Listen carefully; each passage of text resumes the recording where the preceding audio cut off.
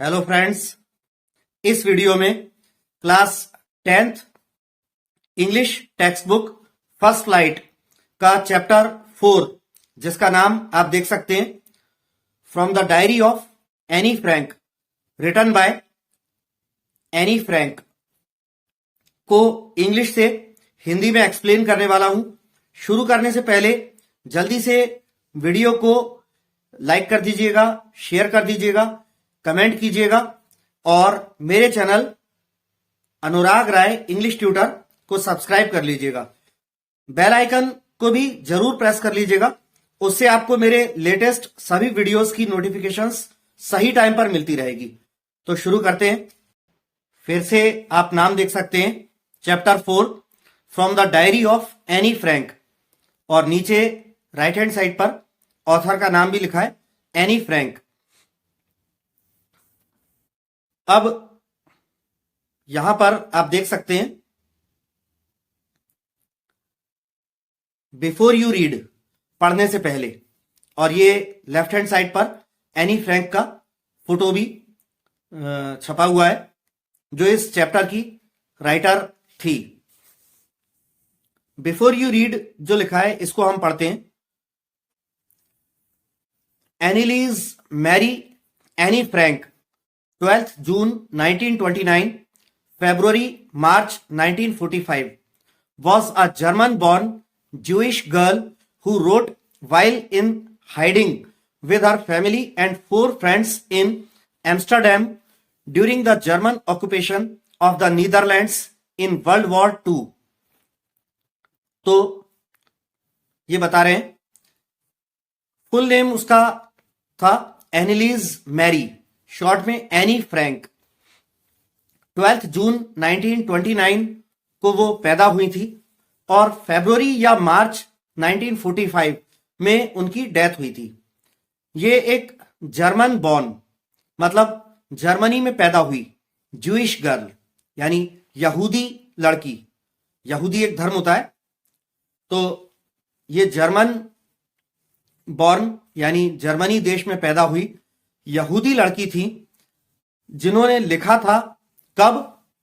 While in hiding with her family and 4 friends in Amsterdam during the German occupation of the Netherlands in world war 2। जिन्होंने लिखा था द्वितीय विश्व युद्ध में नीदरलैंड्स जो देश है उस पर जर्मन आधिपत्य जो हो गया था, जर्मनी ने कब्जा कर लिया था सेकेंड वर्ल्ड वॉर के दौरान नीदरलैंड्स पर। जर्मन आधिपत्य के दौरान नीदरलैंड्स की राजधानी थी एम्स्टरडम में। एम्स्टरडम में ये एनी फ्रैंक जो है अपने 4 मित्रों और अपनी फैमिली के साथ छुप करके हाइडिंग में रह रही थी और तब उन्होंने लिखा था। ठीक है, एक बार फिर से बता दूं कि एनी फ्रैंक जो है जर्मनी में पैदा हुई एक यहूदी लड़की थी, जिन्होंने सेकेंड वर्ल्ड वॉर के में नीदरलैंड्स देश में जब जर्मन ऑक्यूपेशन हुआ, जर्मनी ने आधिपत्य जमा लिया, कब्जा कर लिया, तब वो एम्स्टरडम जो कि नीदरलैंड्स की राजधानी है उसमें अपने 4 दोस्तों और परिवार के साथ छुप करके रह रही थी। उस दौरान उन्होंने लिखा था ये अपनी डायरी में। आगे कहते हैं,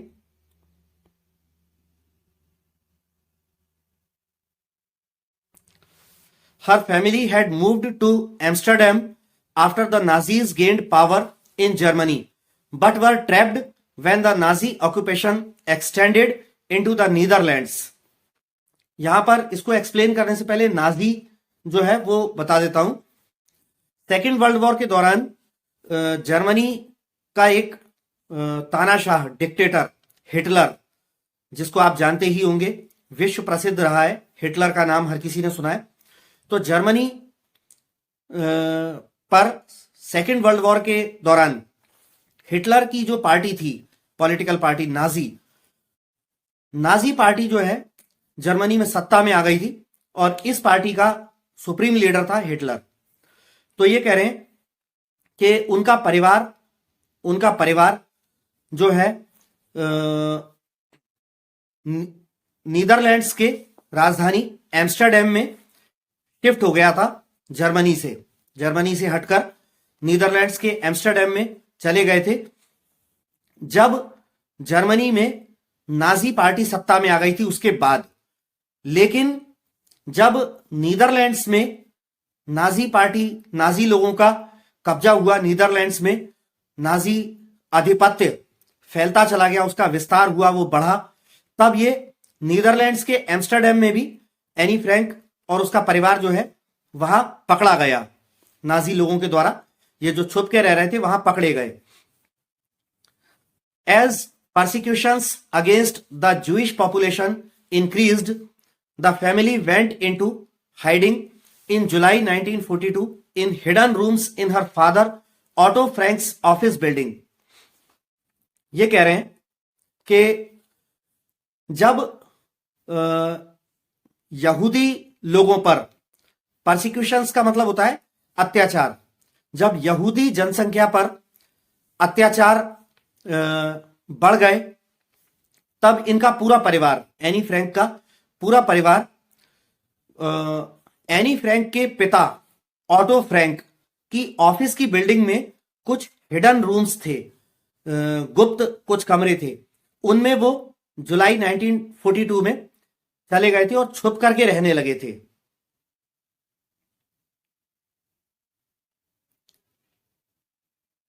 ये कब की बात बता रहे हैं? जब यहूदी लोगों के ऊपर, इसको दोबारा से एक्सप्लेन कर देता हूं, जब यहूदी लोगों पर अत्याचार बढ़ते गए तब इनका पूरा परिवार एनी फ्रैंक के पिता ऑटो फ्रैंक की ऑफिस की बिल्डिंग में कुछ गुप्त कमरों में, हिडन रूम्स में जुलाई 1942 में छुप गए थे, छुप करके रह रहे थे। आगे है, after 2 years in hiding, the group was betrayed and transported to the concentration camp system where Annie died of typhus in Bergen-Belsen within days of her sister Margaret Frank. यहां भी कुछ शब्दों के मीनिंग्स पहले बता देता हूं। बीट्रे जो लिखा है, बीट्रे का मतलब होता है वैसे छल करना या विश्वासघात करना या दगा देना, यहां पर उजागर होना के संदर्भ में दिया गया है। कॉन्सेंट्रेशन कैंप जो है वो अस्थायी रूप से बंदियों को, पकड़े गए लोगों को, बंदियों को रखने के शिविर कहलाते हैं कॉन्सेंट्रेशन कैंप। टाइफस जो है वो टाइफाइड की तरह ही एक बुखार वाली बीमारी है, और बर्गन बेल्सन जो है वो जो है जर्मनी के कॉन्सेंट्रेशन कैंप नाजी लोगों ने बनाए हुए थे कैदियों को रखने के अस्थायी शिविर, वो बर्गन बेल्सन नाम की जगह पर शिविर था। तो अब इसको पूरा एक्सप्लेन कर देता हूं। आफ्टर 2 years इन हाइडिंग, 2 वर्ष तक छुपे रहने के बाद, द ग्रुप वॉज बीट्रेड, उनका पूरा ग्रुप, यानी उस ग्रुप में कौन था? एनी फ्रैंक के 4 फ्रेंड्स भी थे और उनकी पूरी फैमिली थी। वो ग्रुप जो है उजागर हो गया, यानी पकड़ा गया, and transported to the concentration camp system where Anne died of typhus, और उन्हें वहां से बंदी गृह के शिविर में ट्रांसपोर्ट कर दिया गया, पहुंचा दिया गया, जहां एनी फ्रैंक जो है टाइफस से मर गई in Bergen Belsen within days of her sister Margaret Frank. Anne की वहां बर्गन बेल्सन कॉन्सेंट्रेशन कैंप में टाइफस से मृत्यु हो गई। उसकी बहन मार्गरेट फ्रैंक की चले जाने की मृत्यु के कुछ ही दिनों के बाद, यानी पहले बड़ी बहन मार्गरेट फ्रैंक की मृत्यु हुई और उसके कुछ ही दिनों के बाद बर्गन बेल्सन कॉन्सेंट्रेशन कैंप में एनी फ्रैंक की भी टाइफस से डेथ हो गई। Her father auto, the only survivor of the group, returned to Amsterdam after the war ended to find that her diary had been saved. उनके पिता auto, जो उस पूरे समूह, उस पूरे ग्रुप में एकमात्र जिंदा बचने वाले व्यक्ति थे, केवल उसके एनी के पिता ही जिंदा बच पाए थे। वो युद्ध के खत्म हो जाने के बाद एम्स्टर्डम लौट कर आए और उन्होंने पाया कि उनकी बेटी एनी फ्रैंक की डायरी जो है सुरक्षित थी, सही सलामत उनको अपनी बेटी की डायरी मिल गई। आगे कह रहे हैं, convinced that it was a unique record, he took action to have it published in English under the name the diary of a young girl. इस बात को मानते हुए, इस बात से सहमत होते हुए कि उनकी बेटी की जो डायरी थी वो अपने आप में एक अद्वितीय, एक अनोखा रिकॉर्ड था, उन्होंने उस डायरी को जो है पब्लिश करवाने, छपवाने के लिए कुछ कदम उठाए, कुछ एक्शन लिया, अंग्रेजी भाषा में उसको छपवाने के लिए कदम उठाए और उसको एक नाम, टाइटल दिया उन्होंने, the diary of a young girl, एक छोटी लड़की की डायरी। इस नाम से उन्होंने इंग्लिश में अपनी बेटी की डायरी को पब्लिश करवाया।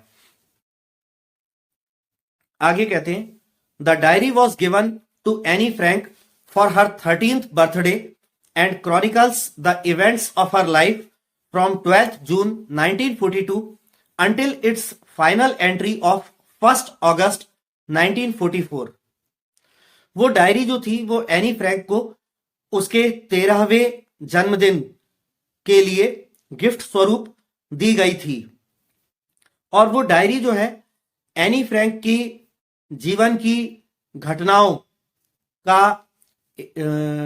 विवरण देती है, इतिहास बताती है। एनी फ्रैंक की जीवन की घटनाओं का विवरण देती है, उसका इतिहास बताती है। कब से कब तक? 12 जून 1942 से लेकर उस डायरी की जो अंतिम एंट्री थी 1 अगस्त 1944 तक के समय का। It was eventually translated from its original Dutch into many languages and became one of the world's most widely read books। Dutch जो है वो नीदरलैंड्स की भाषा को बोलते हैं, डच। तो आगे कह रहे हैं, वो डायरी अंततः उसकी ओरिजिनल भाषा जो डच लैंग्वेज में, नीदरलैंड्स की जो डच लैंग्वेज में लिखी गई थी, उससे उस डायरी को, उसकी ओरिजिनल भाषा में जो लिखी गई थी वो थी डच। तो उस डायरी को अंततः उसकी ओरिजिनल भाषा डच लैंग्वेज से कई अन्य भाषाओं में ट्रांसलेट करवाया गया और पब्लिश करवाया गया और वो दुनिया की सबसे ज्यादा बड़े स्तर पर, सबसे ज्यादा वृहद स्तर पर पढ़ी जाने वाली पुस्तकों में से एक बनी, एनी फ्रैंक की वो डायरी। आगे कह रहे हैं, there have also been several films, television and theatrical productions and even an opera based on the diary। उस डायरी पर आधारित कई सारी फिल्म्स बन चुकी हैं, टेलीविजन सीरियल्स बन चुके हैं और रंगमंच के थिएट्रिकल प्रोडक्शंस, रंगमंच के कोई नाटक आदि उस डायरी पर आधारित बन चुके हैं और यहां तक कि ओपेरा जो होता है वो भी उस डायरी पर आधारित बन चुका है। Described as the work of a mature and insightful mind, the diary provides an intimate examination of daily life under Nazi occupation. वो डायरी जो है उसे एक मैच्योर माने परिपक्व और इनसाइटफुल का मतलब है अंतर्दृष्टि से भरा मन, माइंड, इनसाइटफुल माइंड। उस डायरी को एक परिपक्व और अंतर्दृष्टि से भरे मन के द्वारा लिखे गए एक काम के रूप में लिखित कृति, एक परिपक्व और अंतर्दृष्टि से भरे मन के द्वारा लिखी गई कृति के रूप में उसका वर्णन डायरी का किया गया है। और वो डायरी जो है नाजी आधिपत्य के दौरान, अधीन, नाजी लोगों की हुकूमत के अधीन दैनिक जीवन के घनिष्ठ परीक्षण को उपलब्ध कराती है। आगे कह रहे हैं, Anne Frank has become one of the most renowned and discussed of the Holocaust victims. Holocaust का मतलब होता है यहूदियों पर हुआ अत्याचार, और विक्टिम्स का मतलब होता है पीड़ित। तो इसमें कह रहे हैं कि एनी फ्रैंक जो है यहूदियों पर हुए अत्याचार या यहूदियों पर हुए कत्लेआम नरसंहार की पीड़ित लोगों में से सबसे ज्यादा रिनाउंड, जानी मानी और सबसे ज्यादा चर्चित व्यक्ति एनी फ्रैंक बन गई है। यहूदियों पर यहूदी नरसंहार की पीड़ितों में से सबसे ज्यादा जानी मानी और सबसे ज्यादा चर्चित व्यक्ति एनी फ्रैंक बन गई है। अब आगे हम चैप्टर को शुरू करते हैं। अब इससे आगे चैप्टर हमारा शुरू होता है। अभी तक जो है ऑथर के बारे में जो है जानकारी दे रहे थे। अब चैप्टर हमारा यहां से शुरू होता है। Writing in a diary is a really strange experience for someone like me. Any Frank कहती है कि डायरी में लिखना मेरे जैसे किसी व्यक्ति के लिए वाकई में अनोखा अनुभव है।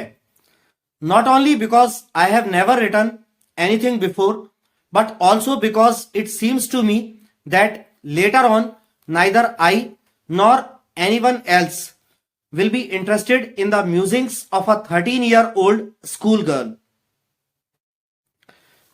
तो एनी फ्रैंक आगे कहती है, सिर्फ इसलिए नहीं कि मैंने आज से पहले कभी लिखा नहीं है, बल्कि इसलिए भी कि मुझे ऐसा प्रतीत होता है कि बाद में ना तो मैं और ना ही कोई अन्य व्यक्ति एक 13 साल की स्कूल की लड़की के विचारों को पढ़ने में इच्छुक होगा।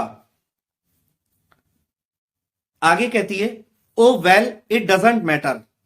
अरे खैर, इससे कोई फर्क नहीं पड़ता। I feel like writing and I have an even greater need to get all kinds of things off my chest. मुझे लिखने का मन करता है और इससे भी ज्यादा मुझे कई प्रकार की, ये सब प्रकार की चीजों को अपने दिल से हटाने, अपने दिल से कई प्रकार की चीजों को पीछा छुड़ाने की मुझे ज्यादा जरूरत है, इसलिए भी मैं लिखती हूं, ऐसा उसका मानना है। आगे वो कहती है, paper has more patience than people. कागज में लोगों से ज्यादा धैर्य होता है। ये बात वो इस वजह से लिखती है कि यदि हम ऐसा मान के चलें कि लोगों से हम बातें करते हैं, अगर अपने मित्रों से, परिचित वालों से बात करते हैं, तो लोग आजकल जो है धैर्य के साथ सुनते नहीं हैं। बातों के दौरान जो है हर कोई अपनी अपनी बोलता है, दूसरे की सुनना नहीं चाहता। तो धैर्य के साथ लोग सुनते नहीं है, अपनी अपनी बोलना चाहते हैं।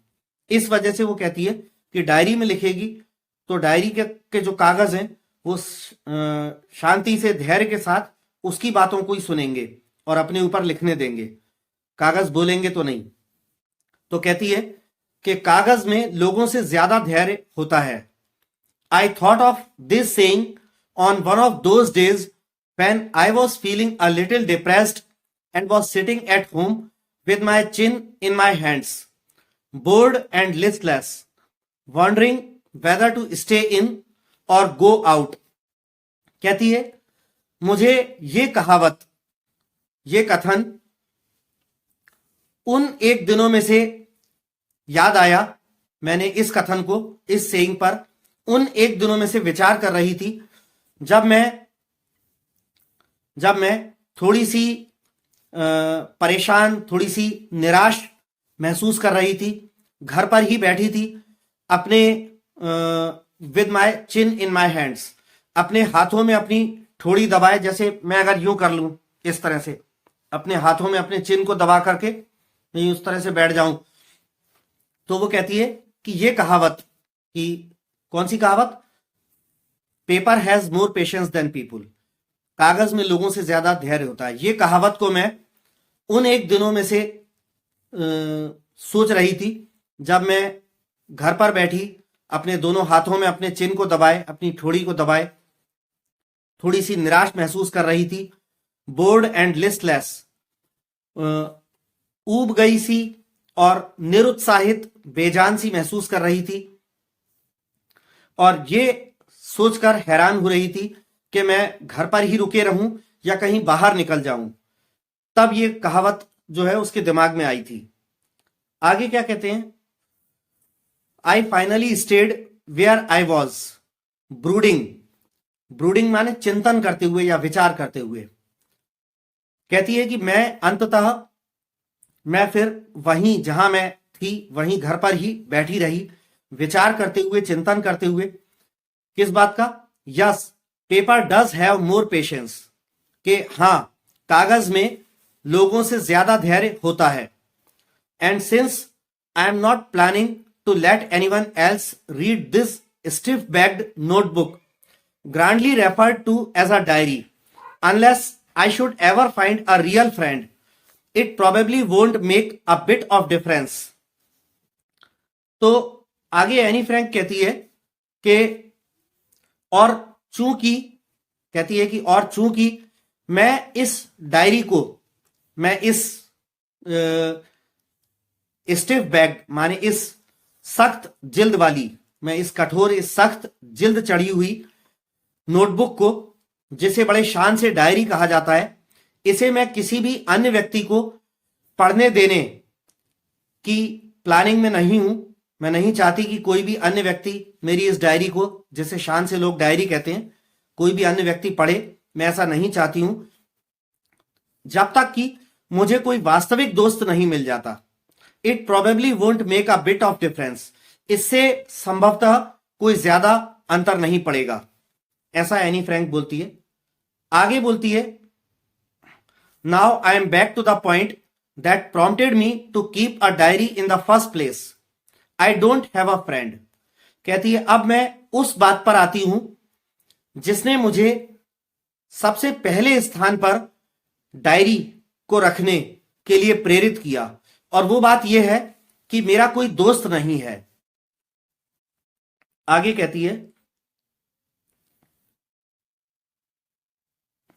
let me put it more clearly, since no one will believe that a 13-year-old girl is completely alone in the world. कहती है कि चलिए मैं इस बात को और ज्यादा स्पष्ट कर देती हूं कि चूंकि कोई भी व्यक्ति इस बात पर यकीन नहीं करेगा कि एक 13 वर्षीय लड़की इस पूरी दुनिया में अकेली है, इसे कोई नहीं मानेगा। एंड आई एम नॉट, और मैं नहीं हूं, और मैं अकेली भी नहीं हूं। I have loving parents and a 16-year-old sister, and there are about 30 people I can call friends. Any Frank कहती है कि मेरे पास प्यार करने वाले माता पिता हैं, एक बड़ी 16 वर्षीय मेरी बड़ी बहन है, और लगभग 30 ऐसे लोग बाग हैं, 30 ऐसे लोग बाग हैं जिन्हें मैं मित्र, दोस्त कहकर पुकार सकती हूं। I have a family, loving aunts and a good home. कहती है मेरे पास एक परिवार है, प्यार करने वाली आंटियां हैं, चाचियां हैं, या बुआ हैं, क्योंकि इंग्लिश में आंट्स का मतलब तो चाची भी होता है, मामी भी होता है, मौसी भी होता है, बुआ भी होता है। तो कह रही है कि मेरा एक परिवार है जिसमें प्यार करने वाली आंटी हैं और एक अच्छा घर है। आगे कहती है, no, on the surface I seem to have everything except my one true friend. नहीं, ऊपर ऊपर से सतह पर देखने पर तो ऐसा प्रतीत होता है कि मेरे पास सब कुछ है सिवाय मेरे उस एक सच्चे दोस्त के। All I think about when I am with friends is having a good time. जो कुछ भी मैं सोचती हूं कि जब मैं अपने दोस्तों के साथ होती हूं, जब मैं दोस्तों के साथ होती हूं, इस बारे में जब सोचती हूं तो सिर्फ मौज मस्ती के बारे में सोचती हूं। I can't bring myself to talk about anything but ordinary everyday things. कहती है कि मैं रोज की, दिन प्रतिदिन की जो सामान्य चीजें हैं, दिन प्रतिदिन की दैनिक जीवन की जो सामान्य बातें हैं, उनके अलावा और कोई बातें नहीं कर पाती हूं। We don't seem to be able to get any closer and that's the problem. आगे वो कहती है कि हम जो है और ज्यादा समीप आते हुए, और ज्यादा पास आते हुए हम प्रतीत नहीं होते हैं। और यही समस्या है। Maybe it's my fault that we don't confide in each other. कहती है हो सकता है कि ये मेरी गलती हो कि हम आपस में एक दूसरे पर विश्वास नहीं करते हो, तो हो सकता है इस बात में मेरी गलती हो। आगे एनी फ्रैंक बोलती है, ये सब अपनी डायरी में लिख रही है। In any case that's just how things are and unfortunately they are not liable to change. वो कहती है खैर किसी भी मामले में चीजें जो हैं ऐसी ही होती हैं और दुर्भाग्य से वो बदलेंगी भी नहीं। This is why I have started the diary. इसीलिए मैंने डायरी लिखना शुरू किया है। आगे कहती है to enhance the image of this long awaited friend in my imagination I don't want to jot down the facts in this diary the way most people would do, but I want the diary to be my friend and I am going to call this friend Kitty. आगे वो कहती है कि अपनी कल्पना में इस लंबे समय से प्रतीक्षित, अपनी कल्पना में इस लॉन्ग अवेटेड का मतलब है लंबे समय से प्रतीक्षित। तो ये कह रही है कि मैं अपनी कल्पना में इस लंबे समय से इंतजार किए गए इस दीर्घ प्रतीक्षित मित्र की छवि को बढ़ाने के लिए कहती है कि मैं डायरी में तथ्यों को उस तरह से नहीं लिखना चाहती हूं जैसे कि ज्यादातर लोग करते हैं, जैसे ज्यादातर लोग लिखते हैं, उस तरीके से अपनी डायरी में तथ्यों को नहीं लिखना चाहती हूं मैं। लेकिन मैं चाहती हूं कि मेरी डायरी मेरी दोस्त बने, मेरी मित्र बने। And I am going to call this friend Kitty. और मैं अपनी इस मित्र को किटी कहकर पुकारने वाली हूं। यानी वो अपनी डायरी का नाम किटी रखती है। Since no one would understand a word of my stories to Kitty if I were to plunge right in, I had better provide a brief sketch of my life much as I dislike doing so. Anne Frank बोलती है कि यदि मैं सीधे सीधे अपनी कहानियों पर आ जाऊं तो कोई भी व्यक्ति किटी को बताई गई या किटी में लिखी गई मेरी कहानियों के एक शब्द को भी नहीं समझ पाएगा। इसलिए बेहतर होगा कि मैं अपने जीवन का थोड़ा सा संक्षिप्त चित्रण आपको उपलब्ध कराती हूं। हालांकि वो कहती है कि ऐसा करना मुझे सख्त नापसंद है, यानी अपने जीवन के बारे में कुछ बताना, लेकिन वो इसलिए बताना चाह रही है अपने जीवन के बारे में कुछ संक्षिप्त चित्रण इसलिए देना चाह रही है ताकि वो जो किटी में जो कुछ कहानियां लिख रही है, जो कुछ बातें लिख रही हैं, फिर उसको लोग समझ सकें। इसलिए आगे कहती है my father the most adorable father I have ever seen didn't marry my mother until he was 36 and she was 25। कहती है मेरे पिता, सबसे ज्यादा पूजनीय पिता जो मैंने आज तक कभी किसी के देखे हैं, सबसे ज्यादा मेरे पूजनीय पिता ने मेरी मां से तब तक शादी नहीं करी जब तक वो 36 साल के नहीं हो गए और मेरी मां 25 साल की नहीं हो गई तब तक। आगे कहती है my sister Margot was born in Frankfurt in Germany in 1926। मेरी बहन मार्गोट का 1926 में जर्मनी के फ्रैंकफर्ट में जन्म हुआ था। आई वॉज बॉर्न ऑन 12 जून 1929।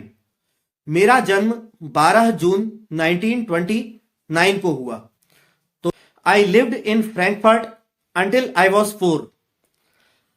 मैं 4 वर्ष की उम्र तक फ्रैंकफर्ट में रही, जर्मनी के फ्रैंकफर्ट में 4 वर्ष की उम्र तक रही। My father immigrated to Holland in 1933। मेरे पिता 1933 में हॉलैंड जो है चले गए, पलायन कर गए, हॉलैंड चले गए। अब जो भी उसने रीजन नहीं बताया, नौकरी या काम के सिलसिले में जो भी, 1933 में कहती है कि मेरे पिता हॉलैंड चले गए, पलायन कर गए। My mother Edith Hollander Frank went with him to Holland in September, while Margot and I were sent to Ashen to stay with our grandmother.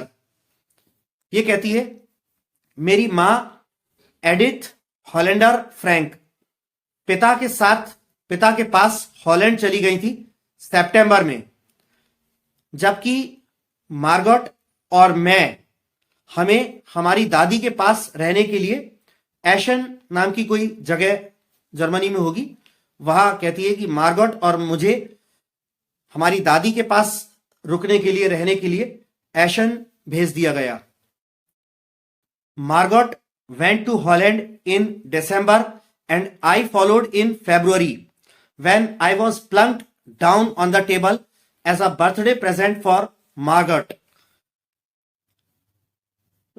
आगे एनी फ्रैंक कहती है कि मार्गोट दिसंबर में हॉलैंड चली गई, जहां माता पिता चले गए थे। दिसंबर में हॉलैंड चली गई और उसके पीछे पीछे 3 महीने बाद ही फरवरी में मैं भी वहां चली गई, जब मुझे मार्गोट के बर्थडे प्रेजेंट के रूप में, बर्थडे के तोहफे के रूप में टेबल पर जाकर रख दिया गया, बिठा दिया गया। तो फरवरी में मैं भी मार्गोट के पीछे पीछे हॉलैंड चली गई।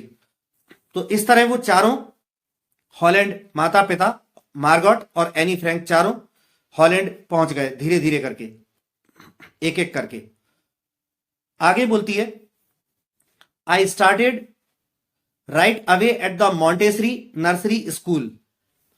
कहती है कि वहां मैंने हॉलैंड में मॉन्टेसरी नर्सरी स्कूल में पढ़ाई शुरू कर दी। I stayed there until I was 6, at which time I started in the first form. कहती है कि मैं वहां 6 वर्ष की उम्र तक रही, उस समय तक जब मैं I started in the first form, जब मैं पहली क्लास में आ गई थी। तो 6 वर्ष की उम्र तक पहली क्लास में जब आई वो, तब तक वो वहां रही। In the 6th form, my teacher was Mrs Kuperus, the head mistress. तो आगे मार्गोट कहती है कि 6वीं क्लास में मेरी टीचर थी Mrs Kuperus, the headmistress, और वो विद्यालय की जो थी प्रधान अध्यापिका थी, हेड मिस्ट्रेस थी Mrs Kuperus. At the end of the year we were both in tears as we said a heartbreaking farewell. वर्ष के अंत में, वर्ष का अंत से आशय है जो एकेडमिक सेशन जब खत्म होता है, एक क्लास की जब पढ़ाई, एनुअल एग्जाम पूरे हो जाते हैं, रिजल्ट आ जाता है, तब तो एकेडमिक सेशन का अंत से आशय है उसका। Eight the end of the year का मतलब कैलेंडर ईयर का एंड होना नहीं, एकेडमिक सेशन जो एंड होता है उससे आशय है। तो वो कहती है कि वर्ष के अंत में हम दोनों ही आंसुओं में थे, हम दोनों की आंखों में आंसू थे। हम दोनों मतलब एनी फ्रैंक खुद और उसकी हेड मिस्ट्रेस मिसेस क्यूपरस, दोनों की आंखों में आंसू थे जब हमने एक दूसरे को दिल तोड़ देने वाली विदाई दी। यानी कि दिल तोड़ देने वाली, वो लोग अलग अलग हो गए, विदा हो गए, तो दोनों की आंखों में आंसू थे। In the summer of 1941, Grandma fell ill and had to have an operation. So my birthday passed with little celebration. कहती है 1941 की गर्मियों में दादी बीमार पड़ गई और उनका ऑपरेशन करवाना पड़ा, तो इस वजह से मेरा बर्थडे जो है बिना किसी उत्सव के बीत गया। ग्रैंडमा डाइड इन जनवरी 1942। कहती है कि ग्रैंडमा की मृत्यु जनवरी 1942 में हो गई। उसकी दादी की मृत्यु जनवरी 1942 में हो गई। No one knows how often I think of her and still love her. कोई नहीं जानता कि अक्सर कितनी बार मैं दादी के बारे में सोचती हूं और अब भी कितना उनसे प्यार करती हूं, ये कोई नहीं जानता। This birthday celebration in 1942 was intended to make up for the other, and grandma's candle was lit along with the rest. कहती है कि ये बर्थडे सेलिब्रेशन मेरा 1942 का मेरा बर्थडे सेलिब्रेशन जो था उसका आशय था दादी माँ को याद करना, दादी माँ को वो बर्थडे जो है समर्पित करना, वो आशय था। और अन्य लोगों की कैंडल्स के साथ साथ दादी माँ के नाम की कैंडल भी जलाई गई, उनको याद करते हुए दादी माँ की कैंडल भी जलाई गई। जैसे हिंदुओं में रीति रिवाज होता है दीपक जलाने का, दिया जलाने का किसी शुभ अवसर पर, वैसे यहूदियों में, क्रिश्चियंस में कैंडल जलाते हैं। तो अन्य लोगों की कैंडल्स के साथ दादी को याद करते हुए दादी के नाम की कैंडल भी जलाई गई। आगे कहती है, the four of us are still doing well and that brings me to the present date of 20th June 1942 and the solemn dedication of my diary. कहती है, हम चारों लोगों का स्वास्थ्य अभी भी अच्छा है और ये बात मुझे मेरी डायरी की वर्तमान डेट 20 जून 1942 पर लाती है और मेरी डायरी के प्रति मेरे पवित्र समर्पण पर भी लाती है। एनी फ्रैंक अपनी डायरी पर आती है, जो उसने डायरी में लिखा है। राइट हैंड साइड पर ऊपर आप देख सकते हैं वो डेट डालती है, Saturday 20th June 1942। Dearest kitty, तो लिखती है, सबसे प्रिय Kitty, our entire class is quaking in its boots. Quaking in its boots का मतलब जो है ये एक फ्रेजल वो है, फ्रेजल एक्सप्रेशन है। इसमें फ्रेज में इसका अर्थ है कि भय और घबराहट से कांपना। तो वो बोलती है कि हमारी पूरी क्लास, किटी को बता रही है, हमारी पूरी कक्षा भय और घबराहट से कांप रही है। The reason of course is the forthcoming meeting in which the teachers decide who will move up to the next form and who will be kept back। तो कहती है, कारण बेशक इसके पीछे आने वाली मीटिंग है, आने वाली सभा है, जिसमें टीचर्स ये तय करते हैं कि कौन कौन से बच्चे जो है अगली कक्षा में जाएंगे, मतलब किन बच्चों को पास करके अगली कक्षा में भेजना है, और कौन कौन से वापस फेल हो जाएंगे, जिनको पीछे की कक्षा में ही, उसी कक्षा में रखा जाएगा, ये बोलती है। तो किटी को बता रही है कि हमारी पूरी कक्षा भय और घबराहट से कांप रही है। उसका कारण है आने वाली सभा, जिसमें टीचर्स ये तय करते हैं कि किन बच्चों को आगे की कक्षा में भेज दिया जाएगा और कौन से वापस उसी कक्षा में रख लिए जाएंगे। Half the class is making bets.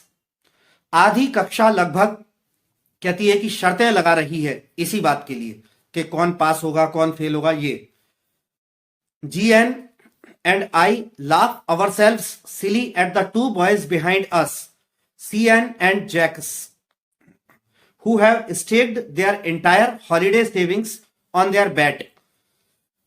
GN ये एब्रीविएशन होगा, ये उसकी किसी सहेली का नाम होगा शॉर्ट में। तो इस तरह से एनी फ्रैंक बोलती है कि GN और मैं जो है बहुत मूर्खता वाले भरे तरीके से हमारे पीछे बैठे दो लड़कों, जिनका नाम CN और जैकस था, उन पर हम मूर्खता भरे अंदाज में हंसे। मैं और GN उन दोनों लड़कों पर मूर्खता भरे अंदाज में हंसे। Who have staked their entire holiday savings on their bet। और उन दो लड़कों पर, जिनके नाम वो बता रही है, CN एंड जैकस, जिन्होंने अपनी पूरी छुट्टियों की जो सेविंग्स थी, छुट्टियों में जो भी उन्होंने पॉकेट मनी अपनी सेव करी होगी, उस पूरी अपनी सेविंग्स को, छुट्टियों की पूरी सेविंग्स को उन्होंने शर्त पर लगा दिया था। From morning to night it's you are going to pass, no I am not, yes you are, no I am not. Anne कहती है कि सुबह से लेकर रात तक बस यही होता रहता था। कोई कोई स्टूडेंट किसी से कहता था कि तुम तो पास होने वाले हो, तू पास होने वाला है, नहीं मैं नहीं होने वाला हूं, हाँ हाँ तू होने वाला है, नहीं मैं नहीं होने वाला हूं। इस तरह बच्चे एक दूसरे से कहते रहते थे। Even jeez pleading glances and my angry outbursts can't calm them down. और जो है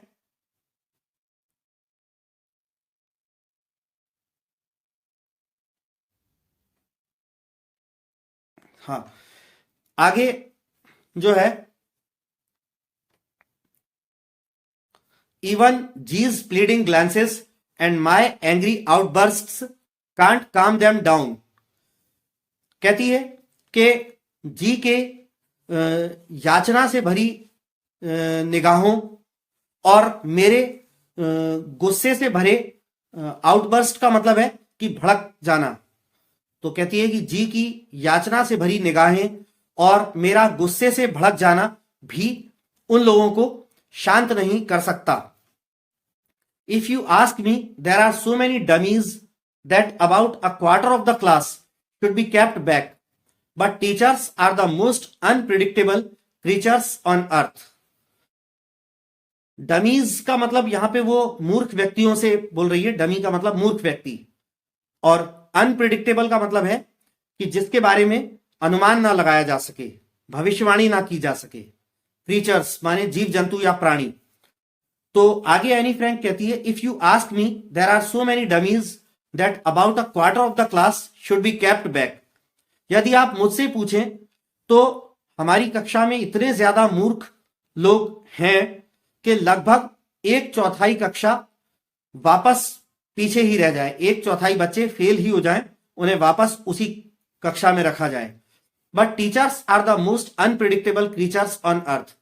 लेकिन टीचर्स के बारे में कह रही है कि टीचर्स वो प्राणी है पृथ्वी पर जिनके बारे में अनुमान नहीं लगाया जा सकता, जिनके बारे में कोई कल्पना नहीं की जा सकती।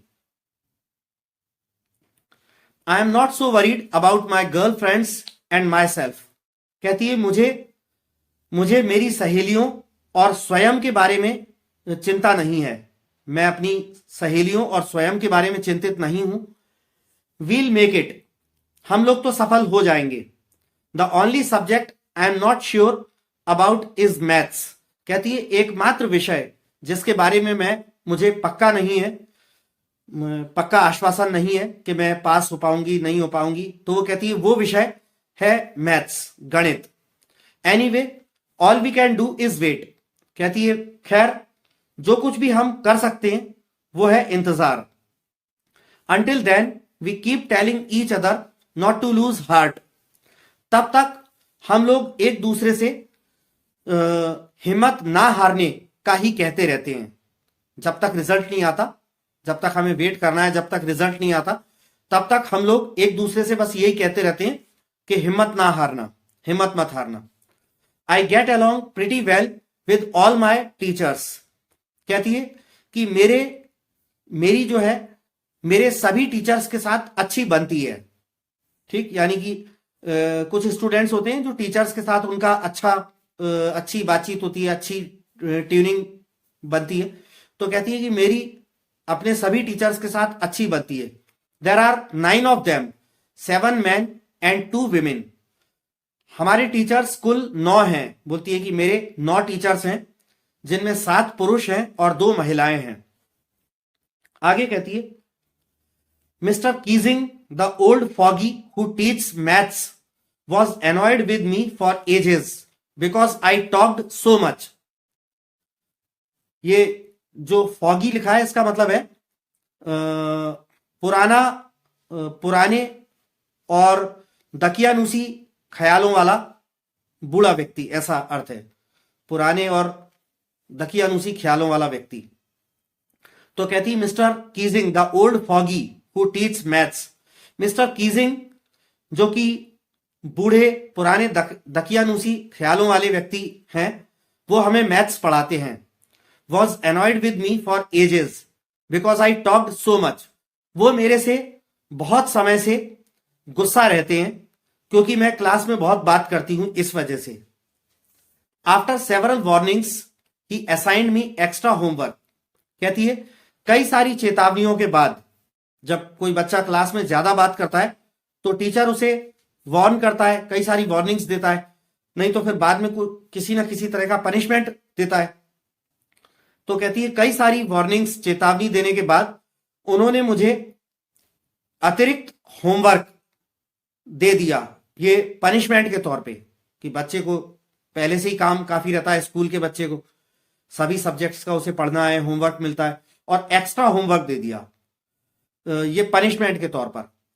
आगे कहती है एन ऐसे on the subject a chatter box. तो कहती है कि वो एक्स्ट्रा होमवर्क जो दिया मैथ्स के टीचर ने वो था चैटर बॉक्स, एक चैटर बॉक्स, इस विषय पर निबंध लिखना। चैटर बॉक्स का मतलब होता है बातूनी, बड़बड़िया या बातूनी व्यक्ति, ज्यादा बोलने वाला। तो मैथ्स के टीचर ने उसकी ज्यादा बोलने वाली आदत से चिढ़कर गुस्से में होमवर्क दिया बातूनी विषय पर लिखने को, कि तुम्हें लिखना है अ चैटर बॉक्स, बातूनी विषय पर। A chatter box, what can you write about that. आगे एनी फ्रैंक कहती है बातूनी, अ चैटर बॉक्स, इसके बारे में आप क्या लिख सकते हो। कहती है I would worry about that later, I decided. वो आगे किटी को लिख के बताती है कि मैंने ये तय किया कि इसके बारे में मैं बाद में चिंता करूंगी।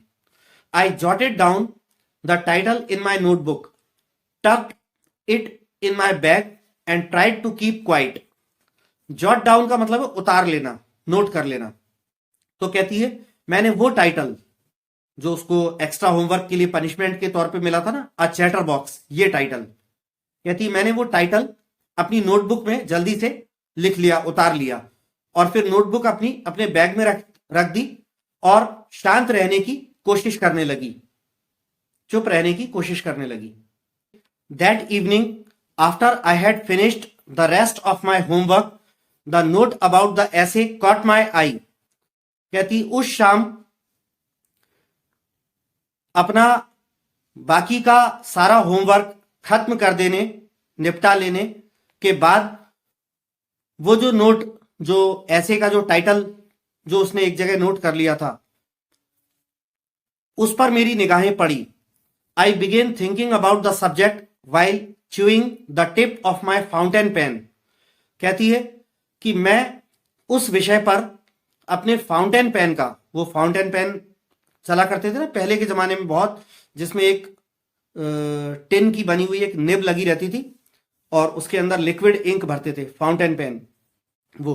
तो कहती है कि मैंने अपने फाउंटेन पेन की नोक को दांतों से चबाते चबाते उस विषय पर सोचना शुरू कर दिया। कौन सा विषय? वो जो ऐसे का जो टाइटल दिया था अ चैटर बॉक्स, बातूनी, क्योंकि अब उसे उस विषय पर लिखना है, ऐसे लिखना है। तो कहती है कि मैं अपने फाउंटेन पेन की नोक को चबाते चबाते उस विषय पर सोचना शुरू कर दिया। आगे कहती है anyone could ramble on and leave big spaces between the words, but the trick was to come up with convincing arguments to prove the necessity of talking. Ramble on का मतलब है बड़बड़ाना या अनर्गल कुछ भी बोलना। तो कहती है कि कोई भी व्यक्ति अनाप शनाप कुछ भी लिख सकता है और शब्दों के बीच में बड़े बड़े गैप्स छोड़ सकता है। यानी कि अगर कोई टाल मटोल करना चाहे कि बड़ी मुसीबत से कि अब ऐसे लिखने को दे दिया, कैसे लिखूं, तो बचने के लिए कई बच्चे होते हैं जो ऊल जलूल अनाप शनाप कुछ भी शब्द लिख देते हैं और अपने वो लिखावट को, टेक्स्ट को ज्यादा बड़ा दिखाने के लिए कि ज्यादा लिखा है उन्होंने, शब्दों के बीच में ज्यादा बड़े बड़े गैप्स छोड़ देते हैं ताकि वो जो एक पैराग्राफ लिखे वो 1.5 के 2 के बराबर हो जाए। तो इस तरह कई स्टूडेंट्स करते हैं। तो वो ये वाली बात कह रही है एनी फ्रैंक कि कोई भी अनाप शनाप कुछ भी लिख सकता है और शब्दों के बीच में बड़े बड़े स्पेस छोड़ सकता है। But the trick was to come up with convincing arguments to prove the necessity of talking. लेकिन चतुराई तो इस बात में थी कि बातचीत करने की आवश्यकता को विश्वास दिलाने वाले, समझाने वाले तर्कों के साथ कैसे लिखना है। ये चतुराई इस बात में थी कि कैसे इस बात को लिखा जाए कि बातचीत, इस बात को समझाने वाले चतुराई भरे तर्कों के साथ लिखा जाए, यह सिद्ध करने के लिए कि बातचीत की आवश्यकता कितनी जरूरी होती है। ये कह रही है। आगे कहती है, I thought and suddenly I had an idea. मैंने सोचा और अचानक मुझे एक विचार आया। कहती है, I wrote the 3 pages mister Keesing had assigned me and was satisfied. कहती है, मैंने जो मिस्टर कीजिंग ने जो मुझे काम सौंपा था, जो लिखने का काम मेरे जिम्मे सौंपा था, उसके मैंने 3 पन्ने भर के लिखा और मैं संतुष्ट हो गई अपने लिखे हुए से। कहती है, I argued that talking is a student's trait. मैंने जो लिखा उसमें मैंने ये तर्क दिया कि बात करना किसी छात्र का विशेष गुण होता है। टॉकिंग करना तो छात्रों का, किसी छात्र का एक विशेष गुण होता है। And that I will do my best to keep it under control. और यह भी लिखा मैंने उस ऐसे में कि मैं इस छात्र के ये जो विशेष गुण है टॉकिंग का, इसको मैं जो है नियंत्रण में रहकर करूंगी, कंट्रोल में रखकर करूंगी। आगे कहती है, but that I would never be able to cure myself of the habit since my mother talked as much as I did, if not more, and that there is not much you can do about inherited traits. और कहती है कि आगे मैंने ये भी लिखा कि लेकिन मैं I would never be able to cure myself of the habit. कहती है, लेकिन मैं अपने आप को इस आदत से जो है बचा नहीं पाऊंगी, ज्यादा बात करने की आदत से अपने आप को रोक नहीं पाऊंगी, बचा नहीं पाऊंगी। Since my mother talked as much as I did, क्योंकि मेरी मां भी उतना ही बात करती है जितना मैं बात करती हूं। यानी वो ये कहना चाहती है कि ये गुण मुझे जन्मजात विरासत में मेरी मां से मिला है। इफ नॉट मोर, कहती है, and that there is not much you can do about inherited traits. और यह भी लिखा मैंने कि जो आपको विरासत में जन्मजात जो पैतृक गुण मिले होते हैं, उनके बारे में आप ज्यादा कुछ नहीं कर सकते, उनको आप बदल नहीं सकते। तो ये थोड़ा सा बड़ा सेंटेंस हो गया, मैं इसको यहां से दोबारा एक्सप्लेन कर देता हूं। एनी फ्रैंक कहती है कि उसने वो ऐसे लिखा और उसके बाद वो कहती है, I argued that talking is a student's trait. मैंने तर्क दिया लिख करके कि बात करना एक छात्र का विशेष गुण होता है। And that I would do my best to keep it under control. और यह भी तर्क दिया मैंने कि मैं अपना सर्वोत्तम प्रयास करूंगी इस आदत को अंडर कंट्रोल रखने की, यानी बातचीत के इस विशेष गुण को मैं नियंत्रण में रखने की अपनी सर्वोत्तम प्रयास करूंगी। But that I would never be able to cure myself of the habit. लेकिन मैं इस आदत से पूरी तरह अपने आप को नहीं बचा पाऊंगी। Since my mother talked as much as I did, if not more. तो कहती है कि चूंकि मेरी मां यदि मुझसे ज्यादा नहीं तो कम से कम मेरी मां भी उतना ही बोलती है, बात करती है जितना मैं करती हूं। And that there is not much you can do about inherited traits. और यह भी मैंने तर्क दिया अपने निबंध में कि आप पैतृक गुण जो बचपन से ही विरासत में मिले होते हैं, उनके बारे में आप ज्यादा कुछ नहीं कर सकते, उनको आप बदल नहीं सकते। Mister Keesing had a good laugh at my arguments, but when I proceeded to talk my way through the next lesson, he assigned me a second essay. Any कहती है, मिस्टर कीजिंग को मेरे तर्कों पर खूब हंसी आई, लेकिन जब मैं अगले पाठ के दौरान भी, जब मैंने बातचीत करना जारी रखा, अगले लेसन के दौरान भी मैं बातचीत करती रही, तब उन्होंने मेरे को एक और दूसरा निबंध जो है लिखने के लिए दे दिया। This time it was supposed to be on an incorrigible chatterbox. Incorrigible का मतलब है कभी ना सुधरने वाला, या कभी ना सुधरने वाली। एनी कहती है इस बार जो दूसरा ऐसे उन्होंने दिया मुझे पनिशमेंट के तौर पर लिखने को, वो था इस विषय पर जो इन्वर्टेड कॉमास में लिखा है, एन इनकॉरिजिबल चैटर बॉक्स, कभी ना सुधरने वाली बातूनी। इस विषय पर दूसरी बार उन्होंने एनी को लिखने को दे दिया, कभी ना सुधरने वाली बातूनी लड़की, ऐसा मान लें। हालांकि चैटर बॉक्स का मतलब सिर्फ बातूनी है, मगर एनी चूंकि लड़की थी तो हम ऐसा मान लेते हैं, कभी ना सुधरने वाली बातूनी लड़की। आगे है I handed it in and mister Keesing had nothing to complain about for 2 whole lessons. मैंने वो भी लिख करके उन्हें पकड़ा दिया और फिर मिस्टर कीजिंग को अगले 2 पूरे लेसन्स के दौरान मुझसे कोई शिकायत नहीं रही। However during the 3rd lesson he had finally had enough. हालांकि तीसरे पाठ के दौरान, तीसरे लेसन के दौरान उनकी बर्दाश्त की लिमिट पूरी हो गई थी, उनके बर्दाश्त की सीमा पूरी हो चुकी थी। यानी वो तीसरे लेसन के दौरान भी एनी जो है बात कर रही थी। आगे कहती है Anne Frank as punishment for talking in class write an essay entitled quack quack quack said mistress chatterbox. Entitled का मतलब होता है शीर्षक, और ये जो क्वैक क्वैक क्वैक है, वो क्वैक जो है बतख के डक के साउंड को बोलते हैं।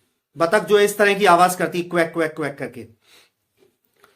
तो जब मिस्टर कीजिंग की बर्दाश्त की सीमा पूरी हो गई, तब उन्होंने एनी को डांटते हुए कहा, एनी फ्रैंक, क्लास में बात करने के लिए दंड के रूप में, सजा के रूप में मैं तुमको इस विषय जिसका शीर्षक है quack quack quack, Shrimati chatterbox ने कहा, इस विषय पर लिखने को निबंध देता हूं।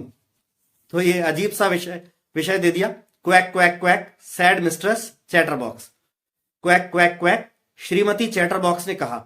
ऐसा इसलिए क्वैक क्वैक का साउंड वो इसलिए प्रयोग कर रहा है क्योंकि डक्स की आप आदत को देखिएगा क्लोजली, अगर आप ऑब्जर्व करें, कहीं पर डक पली हो तो वो कभी भी चुप नहीं बैठती है, पूरे time quack quack quack quack quack पूरे टाइम करती ही रहती है। तो ऐसी एनी भी थी, क्लास में पूरे टाइम बात करती ही रहती थी, इसलिए टीचर ने क्वैक क्वैक शब्दों का प्रयोग किया। आगे देखते हैं क्या होता है। ये देखिए फोटो में दिख रहा है कि किस तरह ये एनी को जो है इनके टीचर मिस्टर कीजिंग डांट रहे हैं, बाकी बच्चे हंस रहे हैं। चलिए आगे देखते हैं क्या होता है। आगे एनी कहती है,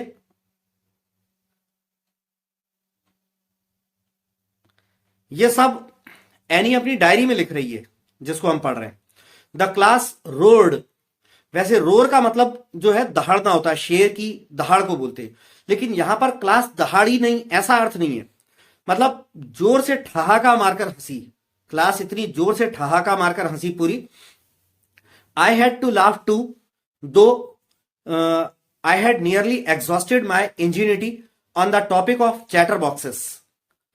एग्जॉस्टेड का मतलब है थक कर चूर हो जाना, थक कर पूरी एनर्जी खत्म हो जाना, और इंजीनिटी का मतलब होता है सहज ज्ञान या चतुरता, चतुराई। तो आगे कहती है Anne, I had to laugh too, मुझे भी हंसना पड़ा। कभी कभी ये ऐसा होता है ना कि अपने ऊपर कोई मजाक कर दे तो अपने को अपनी इंसल्ट से बचने के लिए अपन भी साथ में हंसने लगते हैं, उस टाइप की बात वो कहती है कि मुझे भी हंसना पड़ा। हालांकि वो कहती है कि हालांकि चैटर बॉक्सेस विषय पर, बातूनी विषय पर मैं अपनी जो चतुराई थी, सहज ज्ञान था, अपनी बुद्धि चतुराई जो है मेरी, वो बिल्कुल थक कर लगभग खत्म हो चुकी थी, क्योंकि वो उस विषय पे पहले भी 2 बार लिख चुकी और बहुत सारा लिखा। अब वो एकदम थक के चूर हो गई, उसे नहीं समझ में आ रहा कि अब और क्या लिखे उसी विषय पर दोबारा। तो कहती है कि हालांकि उस विषय पर, चैटर बॉक्सेस विषय पर लिखने की मेरी जो सहज वृत्ति या चतुराई है वो थक कर खत्म हो चुकी थी। It was time to come up with something else something original. कहती है अब समय था कुछ और कर दिखाने का, यानी दोबारा से एक तीसरी बार दिया, तो अब तीसरी बार कुछ अलग हटके वो लिखकर दिखाना चाहती थी। समथिंग ओरिजिनल, कुछ बिल्कुल असली। My friend Sanne who is good at poetry offered to help me write the essay from beginning to end in verse and I jumped for Joy.